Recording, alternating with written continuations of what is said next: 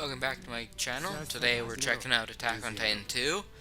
Mostly just for a backdrop of me reason to talk about Attack on Titan, as it's over. We finally got the last episode, I think 2 days ago now by the time I'm recording and when I'll post this.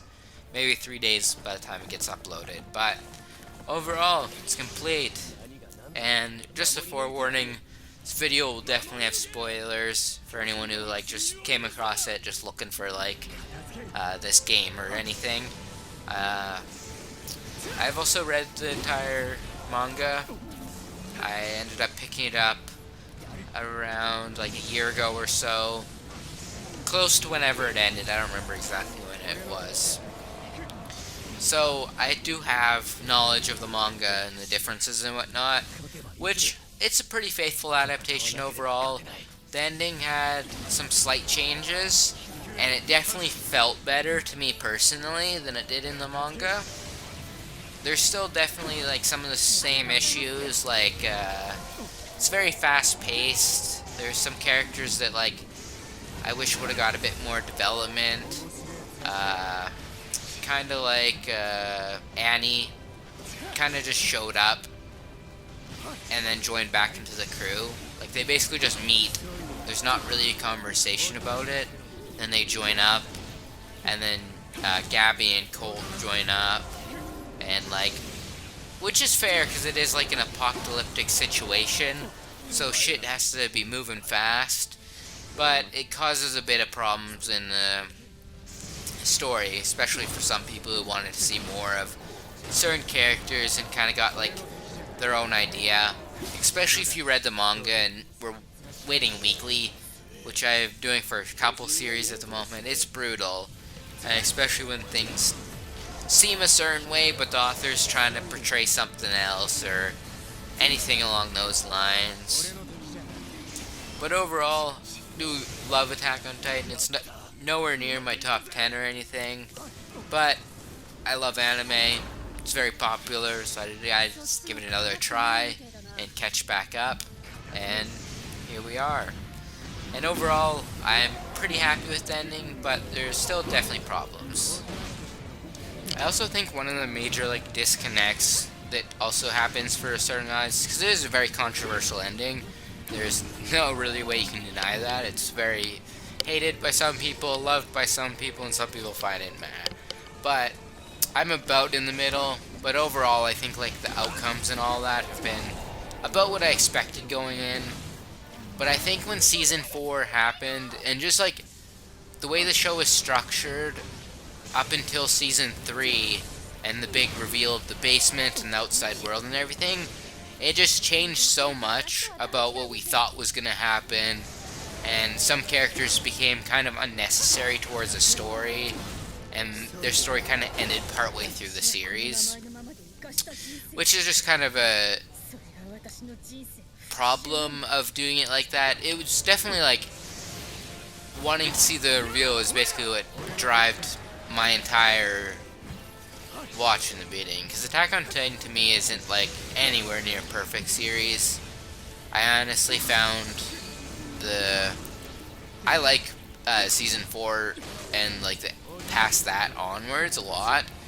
Before that, it was always a 7 out of 10 series for me. Definitely good, but just the overall Titans and everything just doesn't appeal to me quite as much as most other anime. Plus, a large portion of the cast are very just mediocre characters to me, and I kind of wish would have gotten a bit more development as characters. But Attack on Titan has really high highs, some of the really crazy episodes with some of the reveals, or some of the Titan fights, and just some of the stuff is very awesome, and you cannot deny that, whether you like it or not. And I think the ending is just not quite satisfying for some people who wanted certain things out of the series. But I think when you're rewatching it after seeing it, because after I read the manga, I rewatched the entire series, and there's a lot of little things that you see that it definitely still follows a lot of the same themes even after the big tonal shift once they go across the ocean. But there are also some characters I love quite a lot, actually. I like how a lot of Zeke's story throughout the entire series. Levi, honestly, part of Levi's charm for me is his voice actor. It draws a lot. Because Law from One Piece is one of my favorite characters. And I feel like it's hard to deny, I can't think of his name off the top of my head, but a fucking god tier voice actor.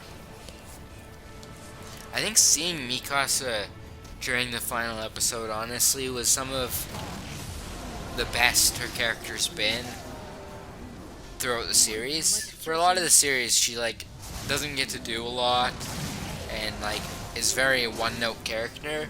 So seeing her kind of, like, break down and kind of struggle with some things, and, like, seeing her hesitation on certain things, and, like, how she reacts to, like, what the fuck the plan is for taking down Eren.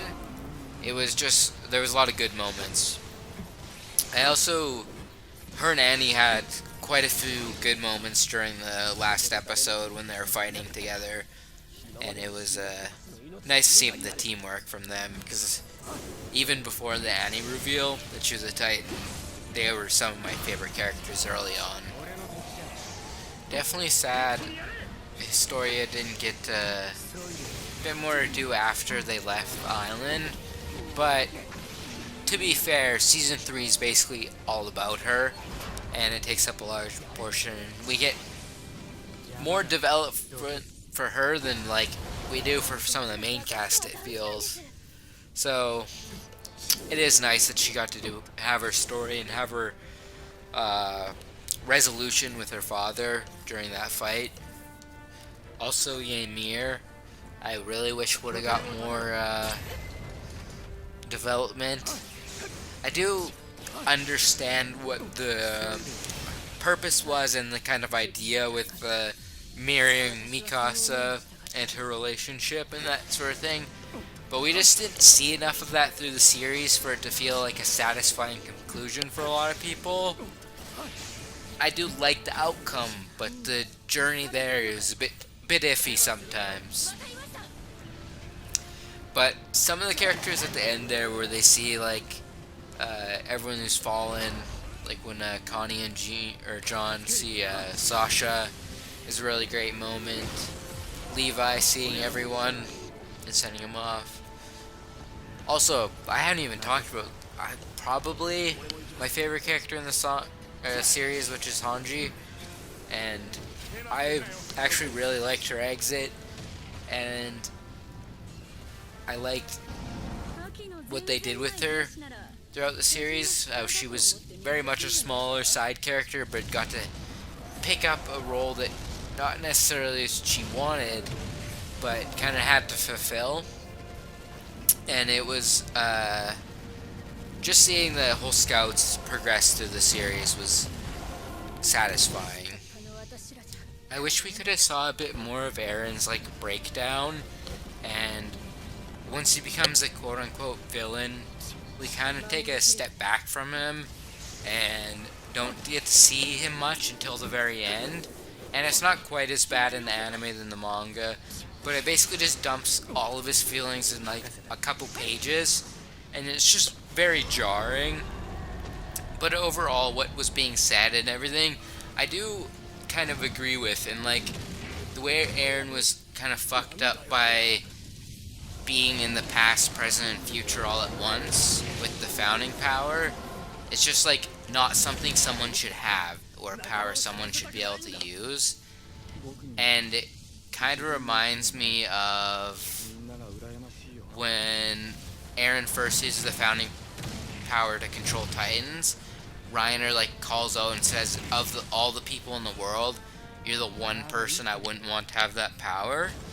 And it kind of makes sense, because Eren has such a idealistic view of the world and of his quote-unquote freedom that he wants, and the world outside without other humans that he and Armin dreamed of as kids. So he kind of just wanted to flatten everything and just end it all, which is pretty fucked up, and honestly, just, he was so born for that, and so like fucked up in his head that that's the only way he could go forward, and at that point just wanted a way out, basically, and that's why he wanted everyone to just kill him and take the credit. And I just feel like it was never in the plan to get as bad as it did, but he just couldn't stop it at some point, and like basically became a monster, which is very interesting to do for a character. I kind of like how it went, and he technically also did achieve his goal for a world without Titans, at least for a significant amount of time. He caused Titans to be gone, he extended his friend's lifespan, and did technically basically complete his goals, but it was just like not in a satisfying and perfect way. It was definitely an imperfect, flawed person piloting, and it led to a lot of death and destruction. But he did technically achieve his goals, and his friends, for at least their lifespan, got to be free of a world of Titans and try and have a chance at freedom. I also just find it so interesting, and kind of like how Armin yells at the end of the first chapter and the last chapter of the final episodes or whatever, of how exactly are you free? And it's just crazy because Aaron's entire character is built about wanting freedom, and the founding power essentially stole his freedom because he was locked to the future that he saw, and there was nothing he could do. And I liked how we got to see scenes of him like attempting to change, and also like feeling like a garbage human being with the Ramsey kid, and like how, like, who am I to save this kid when I'm gonna trample him? But he still saves the kid because that's who he is, and he can't go against what's innately in him and the original plan. So it's just like a crazy series, and I know a lot of people have like, and there's probably, I'm not denying it at all, there's probably a bunch of little plot holes with the powers and whatnot, because when you're dealing with like not exactly time travel, but basically time travel, and that like essence of storytelling, it becomes very difficult, especially when you're just like using it to show off a theme or for some reason for like character development, or like to show interaction between certain characters or whatnot. And then if you really look deep down in it, there's like paradoxes, and it just like probably wouldn't work properly. But for overall, in a casual viewing without like super nitpicking it, it like generally makes sense to me, and like I kind of get the idea that the author was going for, and I do like overall the story. And I think for me personally, the series season 4 onwards is what makes me like it even more. But Attack on Titan is over, love it or hate it. It is finally over after I think 10 years or something like that. It's been since the first season. We have a complete shonen adaptation, which is so rare, and that I'm happy about. A faithful adaptation. But I'll catch you guys all later. Thanks for watching, and peace!